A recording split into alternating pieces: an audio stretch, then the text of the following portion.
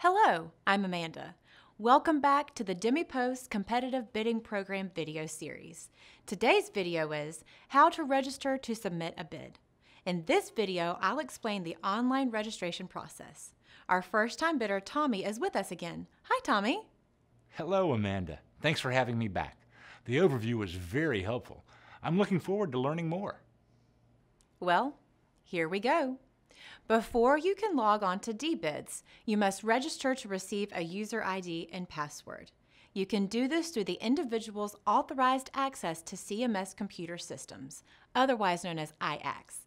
If you're wondering why you need to register in IACS before you can log into dBids, it's so CMS can securely identify you and your company by assigning you a unique user ID. You only need to register one time. When you register in IACS, you'll also be asked to create a password. As with any secure system, never share your user ID or password with anyone for any reason. Registration is quick and easy. It only takes about 5 to 10 minutes. If you need help at any time, simply refer back to this video or the IACS reference guide. You can also call the CBIT Customer Service Center. That's the Competitive Bidding Implementation Contractor. They're available daily from 9 a.m. to 9 p.m. Eastern Time. The phone number is 877-577-5331. You can find this number on the CBIG website under Contact Us. The person in your company who's listed as an authorized official on your 855S Medicare enrollment application will need to register first. You might have more than one person listed as an authorized official, but only one person can register as the authorized official for competitive bidding purposes. Before we go any further, please check in PACOS. That's the Provider Enrollment Chain and Ownership System to see who's on your application as an authorized official for your company. If you have other authorized officials listed in PACOS, they can register as backup authorized officials. This gives them access to dBids and allows them to help with bidding. Other employees can then register as end users to help with bidding.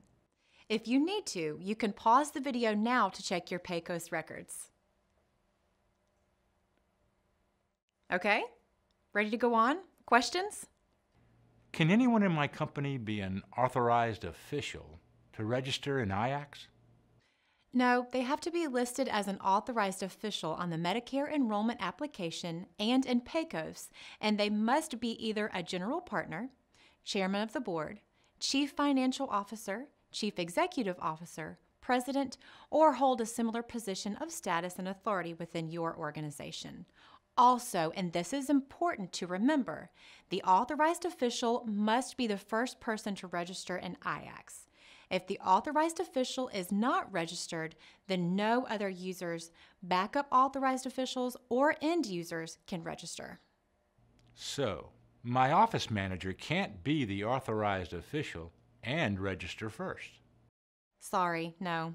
Unless your office manager is also the chairman of the board, chief financial officer, or one of the other valid roles, then your office manager would have to be listed as an authorized official in PACOS. Okay, I think I get it.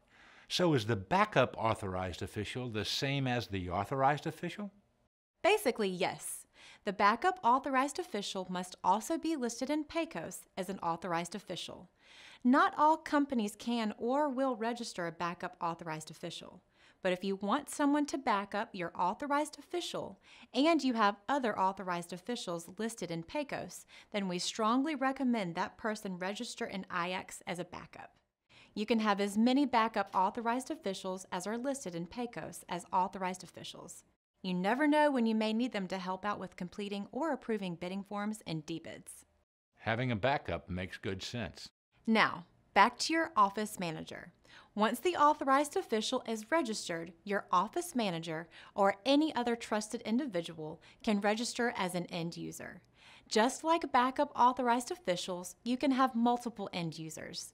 Your end user may be the person you ask to enter information into dBids, but the authorized official or backup authorized official should review the information to make sure it was entered correctly. And the authorized official or backup authorized official will also have to certify and approve the forms and dBids. Having a backup authorized official really is a good idea. Yes, it is. Don't forget that you must have an Active Provider Transaction Access Number, or PTAN, in order to register an IACS. You'll register one time with one PTAN. Companies that are commonly owned or commonly controlled that are bidding for the same product category in the same competitive bidding area should also only register one time with one PTAN. You'll add other PTANs that you want on your bid in DBIDs. I know some suppliers who registered and bid in another round. Do they have to register again? Yes, their old user IDs have expired from IACS, so they would have to register for this round. You can refer to the IACS reference guide if you need more details. How do I access IACS? It's also on the CBIG website at www.dmecompetitivebid.com. When you're on the CBIG website, you'll see Round 2 Recompete and National Mail Order Recompete on the left side of the screen. Click on the link for this round. Then click Bidding Suppliers and select Registration from the drop-down menu to access IACS. This will take you to the registration page. Here, you click on the Register Now button. You are now on the IACS Overview page. This page gives you a brief overview of IACS and the link to enter the system. Click on the New User Registration link. You'll see a message that says you're entering a government information system. To continue, you must acknowledge and accept certain responsibilities to access this system. Click OK when you're ready to continue. You'll now find yourself on the New User Registration menu, which lists multiple CMS applications. Be sure to click on the DemiPost Bidding System link. Before you begin entering your registration information, carefully read the Privacy Act statement and accept the terms and conditions. So far, this seems like a lot of clicking. I know, but it's all necessary to make sure everyone's information stays secure. And now, you're ready to start the registration process. First, carefully enter your personal information: name, Social Security number, and date of birth. This information must match what's in PAYCOS. You'll also enter your email address. During the registration process, you'll receive an email, so make sure it's entered correctly and working. We'll also use this email address to contact you, so please keep this information and your profile up to date. Refer to the IACS reference guide for instructions on modifying user or contact information. You can update contact information in IACS while the system is available. Be sure to use hyphens when entering your Social Security number. For example, 222-66-8888. Enter your 8-digit date of birth with slashes. January 9th, 1980 would be entered 01/09/1980. Also, check your last name for possible formatting problems, such as spacing or unnecessary hyphens. When you move from this screen to the next, you should receive an email from IACS with a code. This is your verification code. You will then have 30 minutes to enter the code in IACS before it expires. Enter your code on the next page, then click Next. Be sure that you do this within 30 minutes of receiving your verification code. If you don't, your code will expire and you will have to start the entire process all over again. Only 30 minutes. Okay. After you click Next, the page will populate with all the information you previously entered. Please check that information to make sure it's correct. Next, you'll enter information about your company. What does user type mean under access request? Do you remember there are 3 roles that people in your company can register for in IACS? Authorized official, backup authorized official, and end user? Yes, this is where you choose your specific role. If you select Authorized Official, the system will then ask you to enter a PTAN.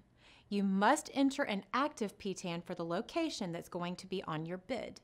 This PTAN will appear as your primary location when you enter DBIDs.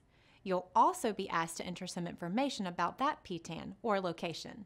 This information must match the information in PAYCOS. That's good to know. If other people in your company plan to register in IACS as backup authorized officials or end users, they must use this same PTAN. All the locations on your bid must have an active PTAN. They must also be licensed and accredited for all products that you're bidding to provide to Medicare beneficiaries in the competitive bidding area. I have more than one location. When do I add my other PTANs for these locations? If you have more than one location, then you will add the PTANs assigned to those locations in DBIDs. However, for now, you only use one PTAN in IACS. Next, you'll be asked to justify your role, so you'll need to enter a brief explanation in the Justification for Action section. You can say something like, responsible for entering bid data, or will approve and certify bid, or whatever accurately describes your role in the bidding process. This screen looks a lot easier to complete. If I'm registering as the backup authorized official after the authorized official is registered, is this where I would use the same PTAN that the authorized official used to register?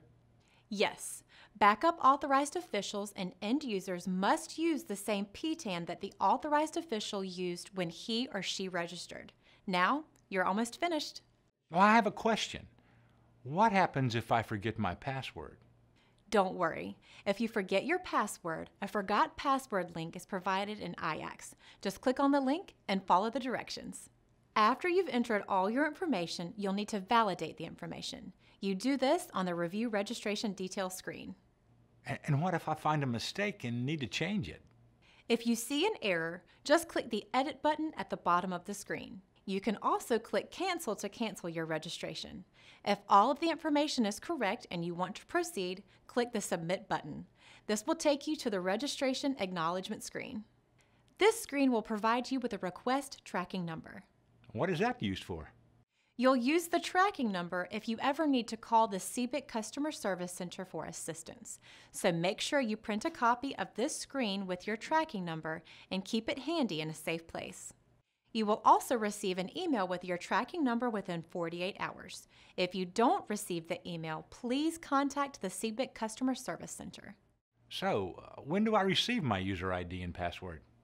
Once you click OK at the bottom of the registration acknowledgement screen, you're done. You will receive 2 separate emails for security purposes, one with your user ID and one with a temporary one-time password. You'll have to change your temporary password the first time you sign into IACS. After the authorized official has registered, backup authorized officials and end users can register as new users in IACS. But their registration is not automatic like the authorized officials. Why not? Well, after the backup authorized official has entered the required information, the authorized official must approve the registration request. Either the registered authorized official or backup authorized official can approve end users' registration requests. Once requests are approved, they'll receive emails with their user IDs and temporary passwords. Now you're ready to enter DBIDs when bidding opens. Thanks, Amanda. Remember, you need to register only once with one PTAN. If you're currently registered in IACS for an application other than DBIDs, please refer to the IACS reference guide for additional information. The guide also explains how someone can be removed or disassociated. There may be situations where a user may need to disassociate. For example, when an employee leaves the company or a location is sold. And stay tuned for the next video, How to Complete Form A. It explains how to log into DBIDs with your user ID and password and complete the first of 2 forms in DBIDs. You don't want to miss it, especially if this is your first time bidding, and even if you've bid before. You'll see lots of exciting changes and improvements to DBIDs. See you soon.